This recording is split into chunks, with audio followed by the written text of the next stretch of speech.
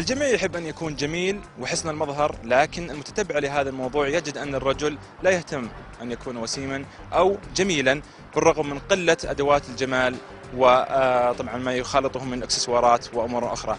أما المرأة تجدها دائما تعتقد أن هناك شيء ينقصها ليكتمل جمالها رغم كثرة أدوات التجميل والمكياج وما إلى هنالك. هذه الأمور اللي ما يختلف عليها اثنين.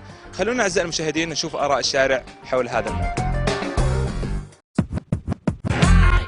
مو الشرط انه في المرأة والرجل الوسامة، يعني اهم شيء الاخلاق والاسلوب الطيب مع الناس والتعامل. الرجل واثق من نفسه والمرأة يعني يمكن غيره من صديقاتها او شيء زي كذا. البنات مو مثلنا، يعني البنات وضعهم يعني صعوبة الزواج.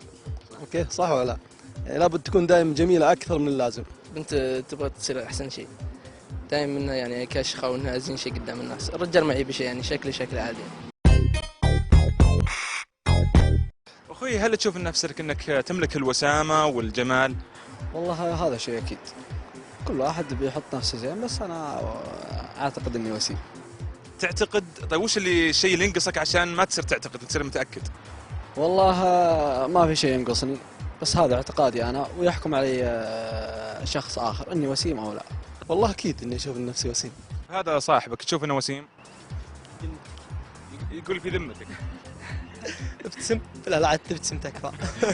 طيب هل تشوف انه ابتسامتك مثل ما قال الرجال يمكن هي سر جمالك مثلا؟ لا، بعضهم حتى الجمال مو بلازم في الابتسامه ولا الوجه، الجمال في الاخلاق وفي الروح، ولا بعد اما الجمال في الوجه وذي ما هو بمضرب المثل يعني. لو ما اشوف شكلي وسيم ما اتوقع اني طلعت يعني يعني اللي مو بزين ما يطلع؟ لا، اللي مو واثق من نفسه زين، يعني في ناس ممكن يكون قبيح بس اني انا اشوف نفسي زين، يعني عشان كذا طلعت يعني. الحمد لله اكيد جميل يعني، بس لا تقول ما شاء الله، لا تحسني يعني. لا اله الا الله ما شاء الله، ما راح اقول حاجه. هل تشوف نفسك انك انت جميل او وسيم؟ لا، انا بالنسبه لي ايوه اشوف نفسي وسيم ولا انت لا؟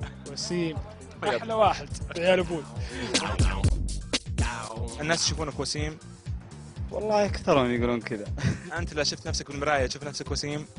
والله يعني عندي ثقة في النفس. ما علينا من الثقه، تشوف نفسك وسيم؟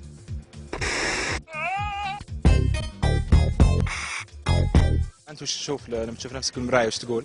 أقول إني أجمل رجل في العالم، أجمل رجل في العالم. والله اشوف نفسي جميل. وش ينقصك عشان تكتمل مرحله الوسامه؟ الخشم. 2 جسر على السنون. 3 بس. محمود الفايز، صباح السعودية.